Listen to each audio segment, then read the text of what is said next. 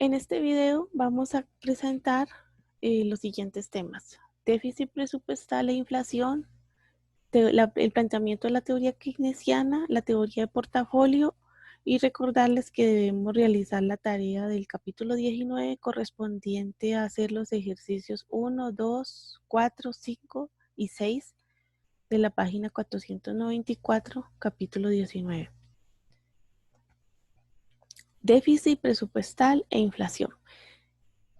La ecuación que nos define el déficit presupuestal está definida como el gasto gubernamental menos los ingresos fiscales, que es igual al cambio en la base monetaria más el cambio en los bonos gubernamentales en posesión del público. El gobierno, al igual que nosotros, para pagar un déficit o cubrir un déficit, lo debe hacer o con sus ingresos o endeudándose. Para incrementar sus ingresos, el gobierno aumenta los impuestos que le cobra a los ciudadanos. Otra forma sería emitir bonos de deuda y que el público los compre. Si esto se presenta, si esto es así, en este caso, la compra de bonos por parte del público no tiene impacto en la base monetaria ni en la oferta monetaria. Es decir, que es como si el dinero pasa de una cuenta de un agente económico a una cuenta del gobierno y no cambia la moneda en circulación. Sin embargo, si este bono de deuda no lo compra el público, sino que lo debe comprar el Banco Central, se requiere realizar una operación de mercado abierto.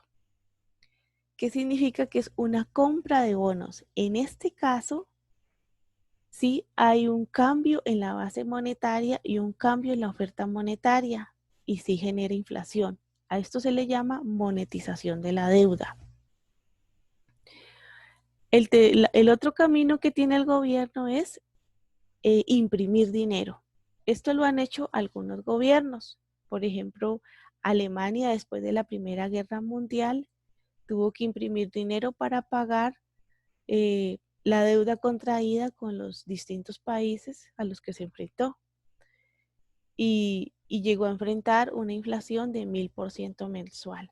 Otro país que también imprimió dinero, que es más reciente, fue Zimbabue. Imprimió dinero y esto le generó una inflación de 1500% mensual. Otro país más reciente es el de Venezuela, con una inflación de 780% en el año 2016. Entonces, si el déficit gubernamental es persistente y se financia con la creación de dinero, siempre genera inflación. Entonces, ¿cuándo existe una hiperinflación? Cuando por un periodo largo se tiene una inflación superior al 50% mensual. Aquí tenemos algunos países con déficit y unos con superávit. En la primera columna observamos el año, en la segunda el nombre del país, en la tercera columna tenemos cuantificado el déficit en millones de euros y en la última columna tenemos el déficit como porcentaje del PIB. Aquí está Suiza con un superávit de 1.40% que equivale a 8.306 millones de euros. También sobresale por el déficit por superávit el caso de Corea del Sur con 2.19% y más de 31.000 millones de euros. Y tenemos a los Estados Unidos con un déficit de menos 5.68 con equivalente a un valor casi de 990 millones de euros. Y sobresale Venezuela con un déficit de menos 16.64% que corresponde a 21.176 millones de euros. Bueno, aquí ustedes pueden notar que hay algunos déficits que se ven pequeños, pero en términos de euros son muy significativos. Y Costa Rica, pues ustedes lo pueden notar que tiene un déficit de menos 5.91% con un déficit de 87 millones de euros. En el 2019 este déficit estuvo muy cercano al 7%. En el 2020 se espera que esté alrededor del 10%. Aquí tenemos el planteamiento de la teoría keynesiana. Bueno, Keynes publicó su libro hacia 1936 y allí expone los motivos por los cuales las personas demandan dinero. Este libro referente a los motivos se denominó la teoría general del empleo y el interés y el dinero. En este caso, Keynes le da una gran importancia a la tasa de interés y lo tiene vinculado hacia la demanda de dinero. Para los clásicos, las personas demandamos dineros para consumo o para el ahorro, pero Keynes agrega un motivo más, que es el motivo especulativo. Para Keynes existen tres motivos. En primer lugar tenemos el motivo de transacciones, es decir, las personas demandamos dinero para realizar transacciones cotidianas. Es decir, el pago de nuestros gastos, compras, pagos si es el caso de un empresario, pues el pago de los sueldos o de bonificaciones, de dividendos, etcétera.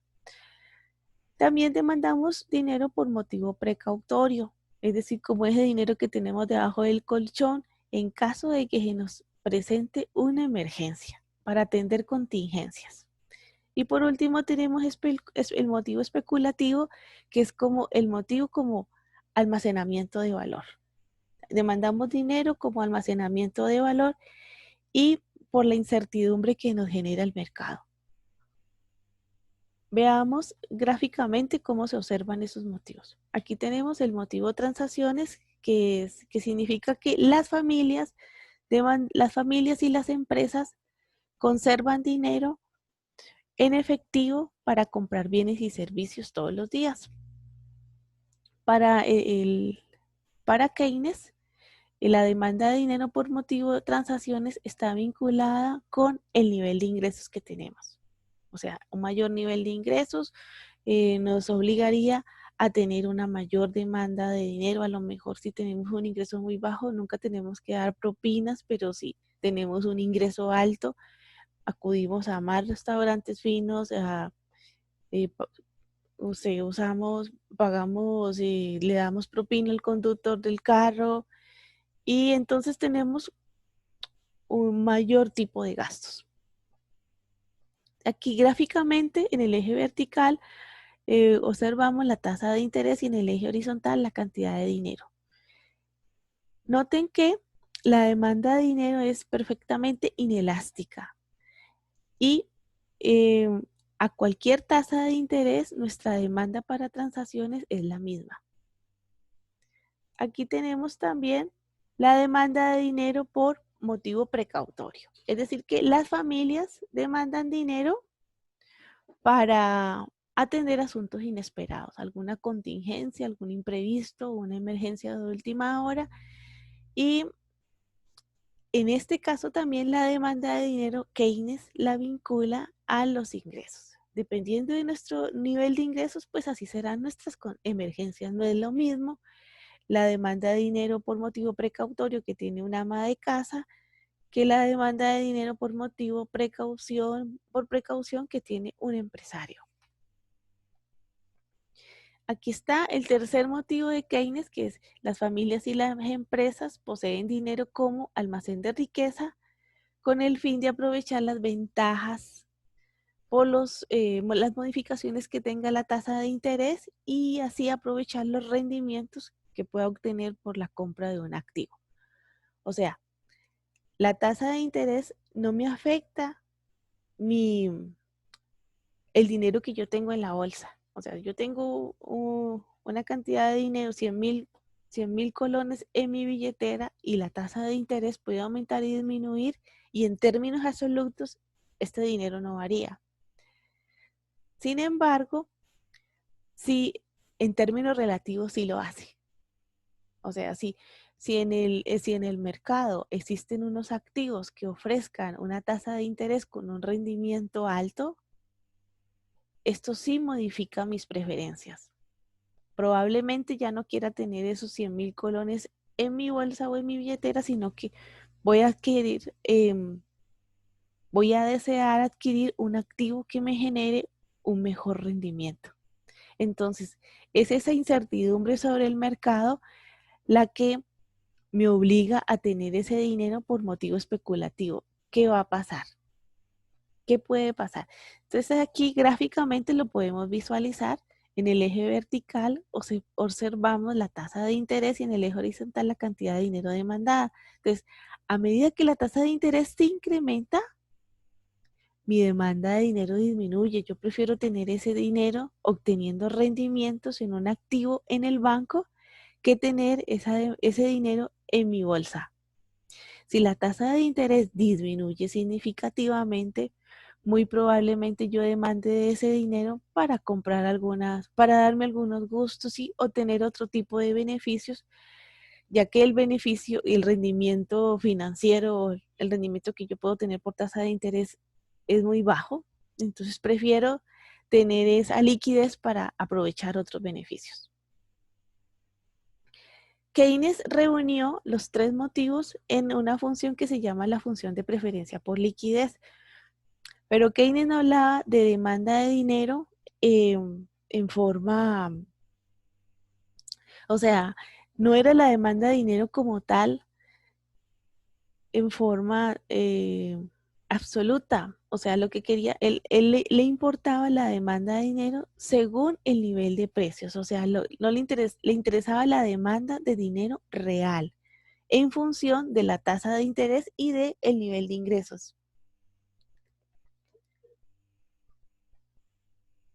O sea, para Keynes es importante la demanda de dinero según la capacidad adquisitiva que me permita. O sea, si los precios están muy altos, yo demando un poco más de dinero. Si la tasa de inflación es baja, demando menos dinero. Bueno, algo que quiero comentarles aquí, Keynes hace un despeje. Entonces, esta P que está dividiendo, ay, Virgen Santísima, perdón.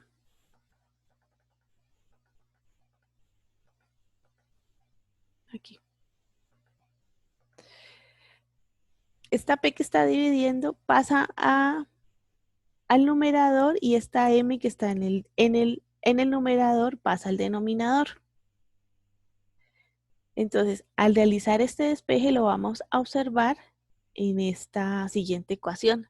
Entonces, obtenemos que P sobre M es igual a 1 sobre la función de preferencia por la liquidez. Note que aquí la función de preferencia por la liquidez estaba en el numerador y pasa al denominador, y P que estaba en el denominador pasa al numerador y M que estaba en el numerador pasa al denominador. Es un despeje sencillo.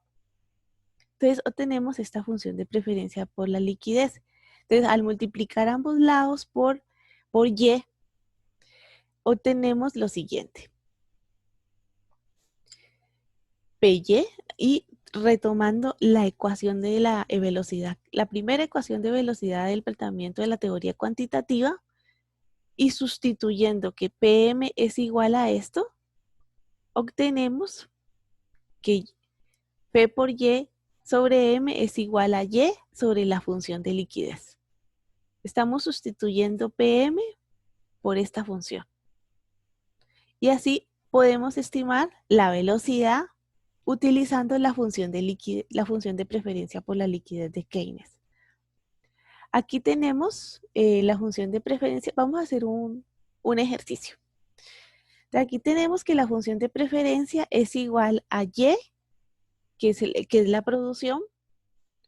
Bueno, Y puede ser el ingreso, o puede ser la producción, o puede ser el gasto. Recuerden que el Producto Interno Bruto se puede estimar a partir del gasto y a partir del ingreso y también a partir del valor agregado. Aquí básicamente estamos haciendo que gasto es igual a ingreso. Entonces aquí tenemos que la función de preferencia por la liquidez es igual a Y sobre 8 menos 1000 por I. ¿Cómo se obtiene esta ecuación? A partir de series de tiempo se obtiene el modelo. Es un modelo econométrico, es una ecuación bastante sencilla. Y bueno, pero esta ecuación no la dan, o sea, nosotros no tenemos que estimarla. Y sabemos que la velocidad se estima como Y sobre la función de preferencia por la liquidez. Aquí tenemos que nos dan los datos de este valor, de este numerador, que en el primer periodo es 12.000 y que en el segundo periodo es de 12.500, y que la tasa de interés en el primer periodo es de 0.05 y en el segundo periodo de 0.07. Entonces, primero estimamos la preferencia por la liquidez. Entonces, como para el primer periodo Y es igual a 12.000, sustituimos y la tasa de interés es bueno, aquí puse 0.5, pero es 0.05, que me da igual a 1.450. Y aquí tenemos velocidad, que sustituimos este valor que obtuvimos aquí. Entonces, 12.000 dividido entre 1.450 nos da una velocidad de 8.2758. Ahora, para el segundo periodo, igual.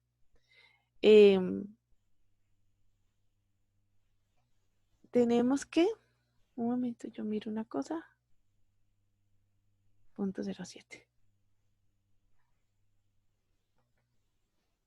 Bueno, entonces aquí sustituimos que para el segundo periodo es 12.500 dividido 8 menos 1.000 por 0.07, que es igual a 1.492.50. Y aquí tenemos Y sobre la función de preferencia por la liquidez, que es 12.500 dividido entre 1.492.5, que nos da una velocidad de 8.3752. Ahora vamos a estimar la tasa de crecimiento que ha tenido la velocidad. Entonces recuerde que tomamos el último valor dividido entre el primer valor menos 1%. Sustituimos estos valores y nos da una tasa de crecimiento del 1.2%. Ahora, en esta diapositiva lo que observamos la relación que existe entre la demanda de dinero y la tasa de interés. Recordemos que para los clásicos, la tasa de interés no tiene una influencia sobre la demanda de dinero y por lo tanto no influye sobre la velocidad. Entonces, en este caso, la velocidad puede ser constante, es decir, que no va a variar. Mientras que para Keynes, la demanda de dinero sí depende del comportamiento de la tasa de interés. Entonces, en este caso, la velocidad sería impredecible. Y por lo tanto, esa relación que existe entre oferta de dinero y ingreso no está tan clara para Keynes. Mientras que para los clásicos, sí, nosotros inclusive vimos un gráfico donde se veía el crecimiento del Producto Interno Bruto y la oferta monetaria y casi que veíamos que se veía constante. Para Keynes esto es impredecible.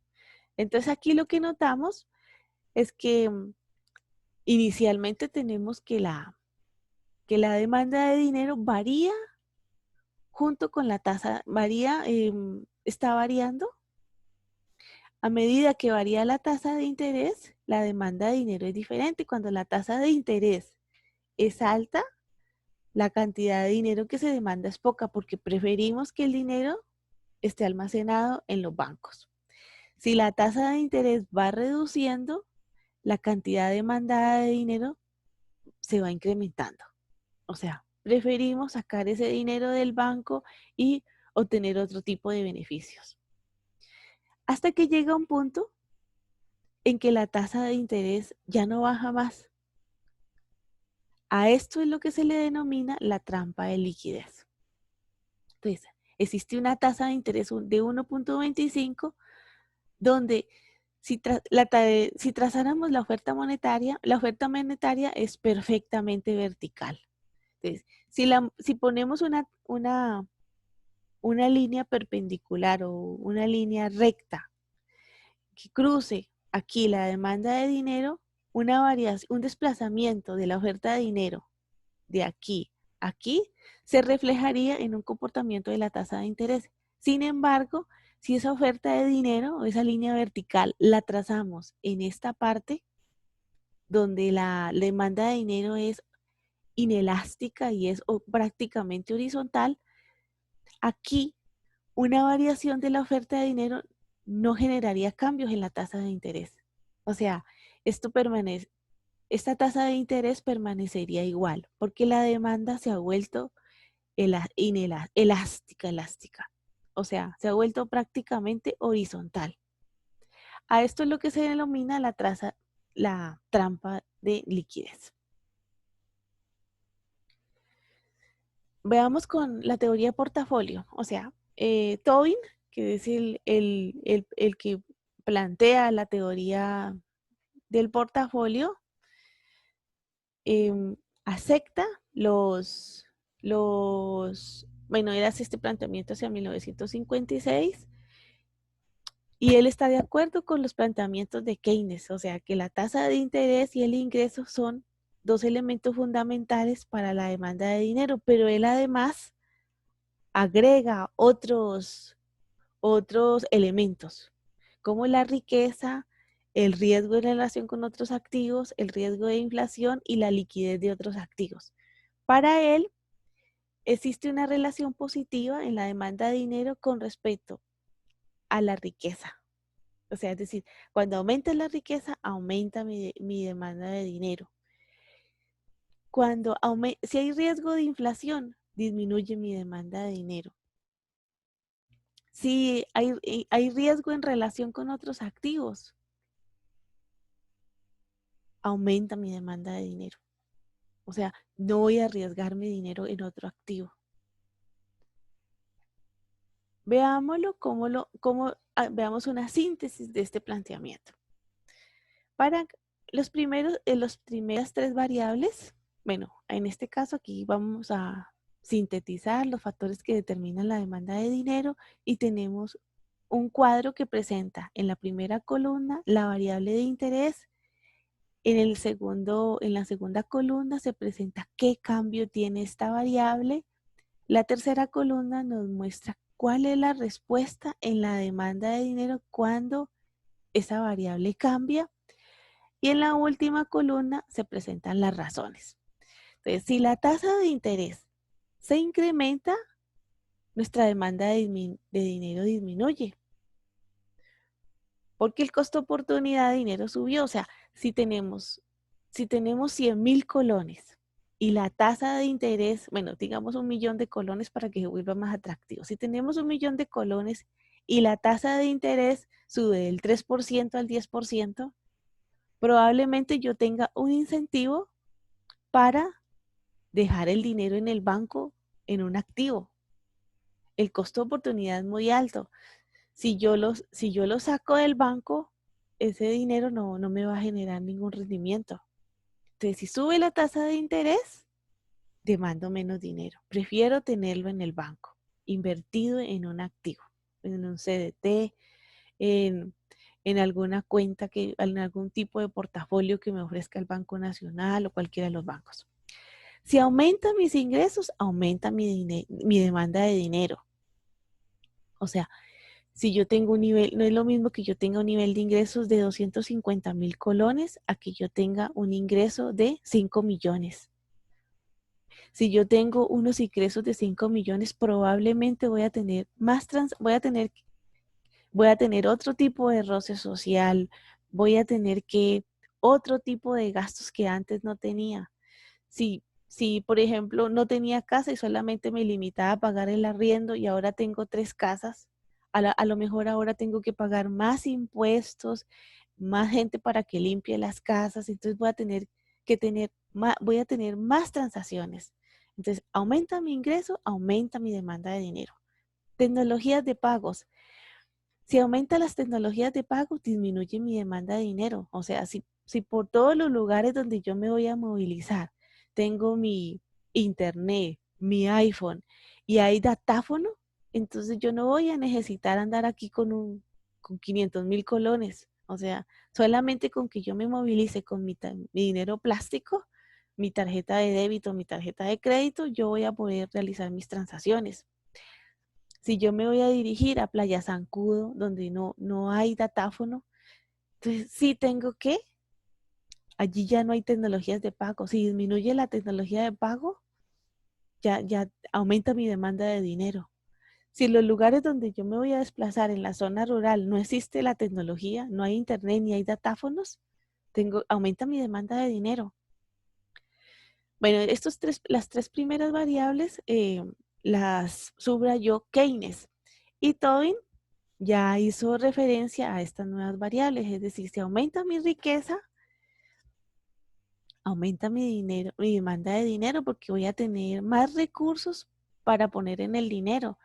Voy a tener más, como inversionista, yo voy a poder ejecutar otro tipo de inversiones que antes no podía cuando no tenía riqueza. Si aumenta el riesgo de otros activos, es decir, que mi dinero corre peligro si yo lo invierto en otros activos. Entonces, mejor lo conservo en dinero. El dinero es más deseable que invertir en un activo, por ejemplo, comprar un bono al gobierno venezolano, un bono de deuda al gobierno venezolano. Probablemente los rendimientos que me prometen en ese bono no sean muy seguros. Entonces prefiero mejor conservar mi dinero a invertirlo en un bono que probablemente no me cumpla o pierda el dinero o no me genere los rendimientos que me están ofreciendo. Si hay riesgo de inflación, disminuye mi demanda de dinero. Yo prefiero tener ese dinero invertido o ya sea en divisas o compro oro o compro un activo que no se devalúe, que esté protegido contra la inflación. Aumenta aumenta la liquidez de otros activos, disminuye mi demanda de dinero. El dinero se vuelve menos líquido y es menos deseable. Un ejemplo de esto es, por ejemplo, cuando puedo hacer doble hipoteca sobre mi casa o tengo un activo que me permite girar cheques respaldados con ese activo. O puedo hacer una doble hipoteca de mi casa. Entonces en mi casa me está generando a mí una serie de beneficios, se está valorizando y además me está permitiendo generar liquidez. Entonces, si otros activos se vuelven más líquidos que el mismo dinero y se vuelven más atractivos, demando menos dinero.